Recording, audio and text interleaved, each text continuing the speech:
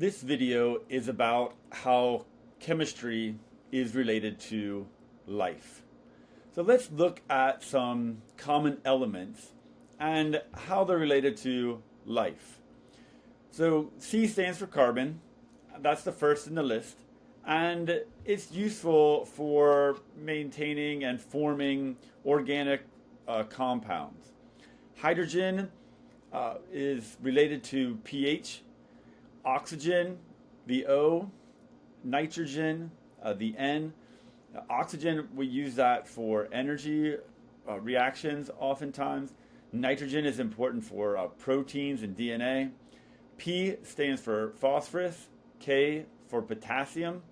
S for sulfur. Na for sodium. Ca for calcium. Mg is magnesium. Cl, chlorine. Chlorine, magnesium, we use those for fluid balance. Calcium, we use those for muscle contraction, bone strength. Potassium, we use that for nerve impulses. So these are all elements. You can see in my diagram some carbon atoms joining together so that they're in an elemental form. Now it's carbon atoms that make up the graphite in your pencil. You might think of it as pencil lead, but don't think of it as lead, because lead is actually a heavy metal that can poison your nervous system.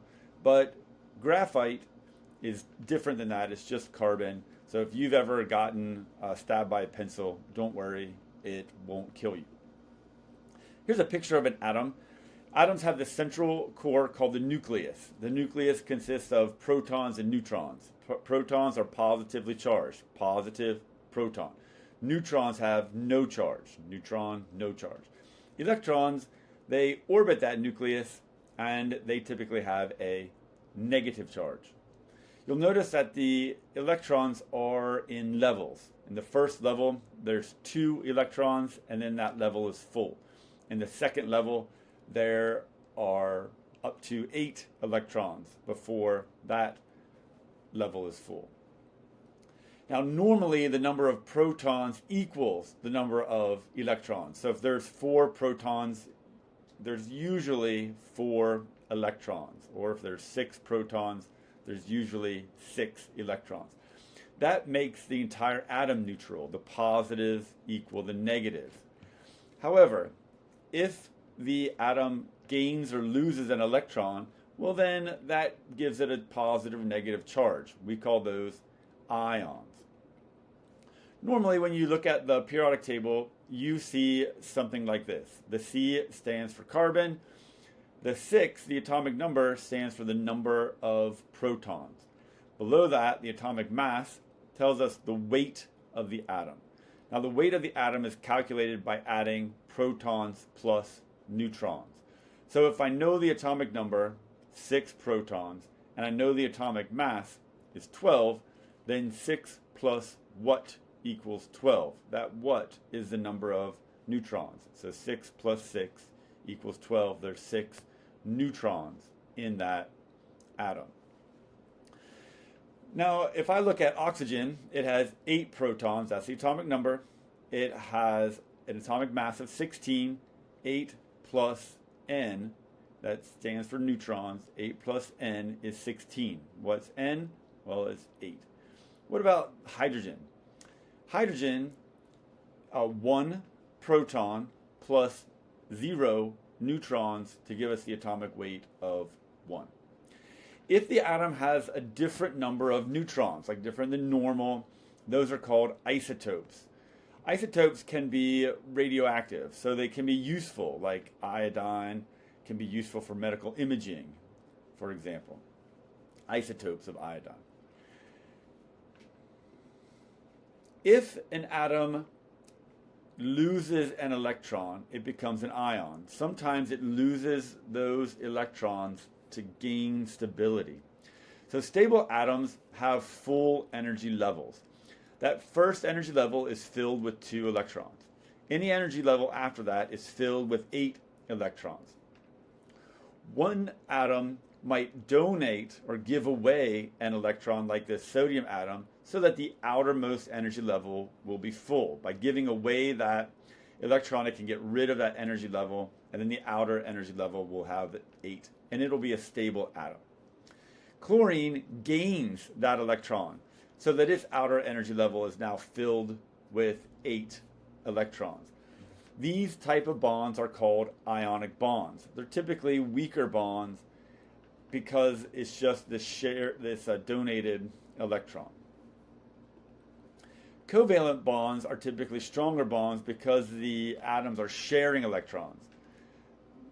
Often, molecules form by the sharing of electrons. So this oxygen atom is sharing electrons now with this other oxygen atom to form an oxygen molecule.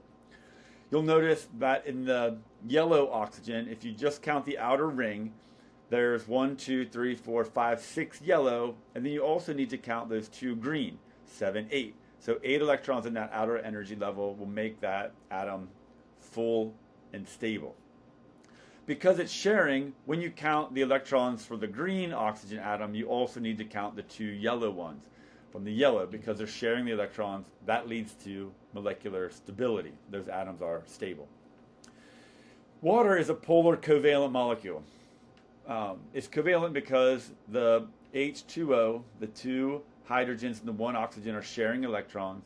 It's polar because one side is positively charged. The electrons tend to hang out around the oxygen molecule, so it's going to have a slightly positive charge.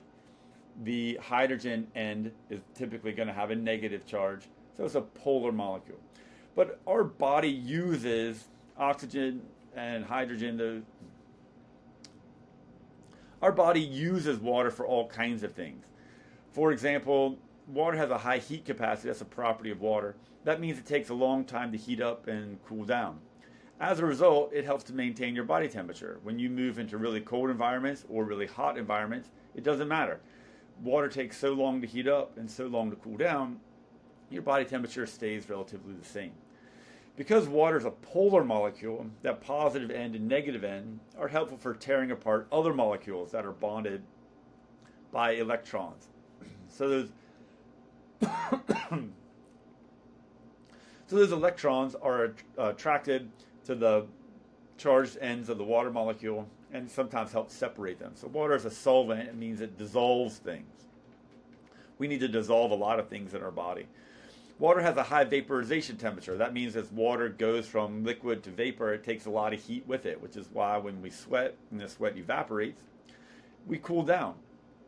So having our body made of 67 to 70% water can be very useful. Water dissolves things.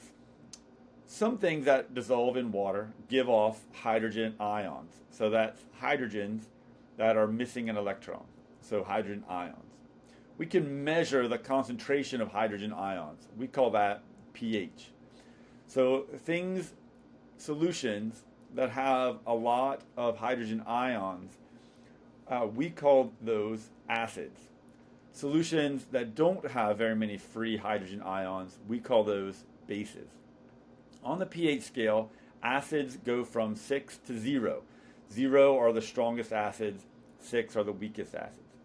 Bases go from 8 to 14. 14 are the strongest bases, 8 are the weakest bases. So the farther you get away from 7, where there's an equal number of hydrogens and OHs, that's neutral. The farther you get away from 7, the stronger the acid or the base. So water is a 7 because it's H2O. So there's the hydrogen ion and the OH ion, and those are in equal numbers. So it's a 7. There's equal amounts. As we move toward the acid side of the scale, each step on that scale is 10 times more acidic. So to go from 7 to 6 is 10 times more acidic. To go from 7 to 5 is 100 times more acidic. To go from 7 to 4 is 1,000 times more acidic. So you can see how this logarithmic scale means that the strength of the acid increases dramatically as we go down in numbers. Same thing with the base numbers. As you move down that scale, those bases get stronger and stronger. it's often your kidneys that are going to regulate pH by excreting hydrogen ions. And blood pH typically is around a 7.2 to 7.4. And your body needs to maintain that homeostasis. So that range, blood needs to stay in that range so that your body can function properly. If it becomes too acidic or if it becomes too basic, that's going to cause problems for your body's functions. So your body has buffers to help regulate things like your blood pH. So carbon dioxide plus water makes this weak carbonic acid. So as you have more carbon dioxide building up in your body, it drives the reaction toward the carbonic acid side, and your body makes more carbonic acid, which lowers your pH because it's an acid. Well, bicarbonate ions will sometimes attract those extra hydrogens to raise your pH again. So that bicarbonate acts kind of as a buffer. It's absorbing those acidic hydrogen ions so that they don't damage things around your body. That's kind of the simple chemistry, where we're just looking at atoms and molecules. Organic chemistry has more to do with complex molecules, things like carbohydrates, fats, lipids, proteins. Carbohydrates are made up of carbon, hydrogen, oxygen. We generally use those as an energy molecule. That's 4 calories of energy per gram of carbohydrate. So as we eat things like spaghetti or pasta, as we eat things like fruit or honey or sugar, those are all types of carbohydrates. Simple sugars are monosaccharides, one sugar. Those are things like glucose, fructose, galactose. Disaccharides are where you start to get combinations of those things, like maltose, fructose, and lactose are all disaccharides, double sugars. You might recognize lactose as a milk sugar, and some people are lactose intolerant, which means they can't have milk products. Whereas, like maltose is a grain sugar, and fructose is cane sugar, the sugar you find table sugar. Polysaccharides are large, complex things like starches or glycogen, and those chemical bonds store that energy. Breaking those chemical bonds release that energy. And polysaccharides can release a lot of energy over a long period of time. Examples of carbohydrates are things like honey, simple sugar, pasta, more complex sugar, glycogen, the sugar that we store in our muscles. Fats are also made of carbon, hydrogen, and oxygen, but in a different ratio. Whereas in carbohydrates, it's 1 to 2 to 1. In lipids, that's a much different ratio. So here are some examples of lipid chains. Sometimes those chains are called saturated because the carbons have formed chemical bonds with as many hydrogens as they possibly can form. In an unsaturated fatty acid, the carbons are sometimes double bonded to each other. So those 2 carbon atoms are sharing electrons with each other instead of sharing those electrons with hydrogens. So it's unsaturated because we could add more hydrogens to it. Unsaturated fats are typically healthier for you to consume. Our body uses fat, so don't think, I don't want to have any fat in my diet, because our body uses fats for things like steroids, creating cell membranes, and for long-term storage of energy. Unsaturated fats are things like oils. They're typically plant products, liquid at room temperature. Saturated fats, which are normally unhealthy for you, are typically animal fats and solid at room temperature. Proteins is another category of organic molecules. Proteins are made of carbon, hydrogen. Now we're going to add N for nitrogen. Proteins typically consist of a few parts that are pretty much always the same, but there's one chain or one part of that molecule that's typically different. And proteins are made up of 20 different amino acids, 11 of which are called essential.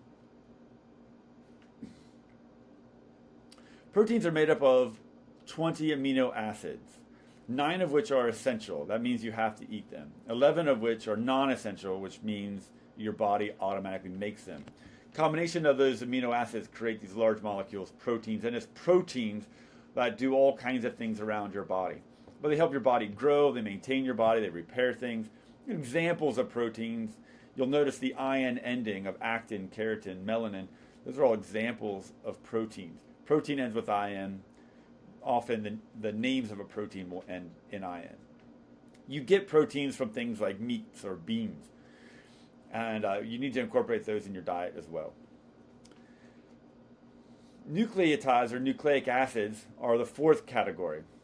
These include things like DNA, RNA, and ATP. And they're also made of carbon, hydrogen, oxygen, nitrogen, but now we're going to add this P for phosphorus.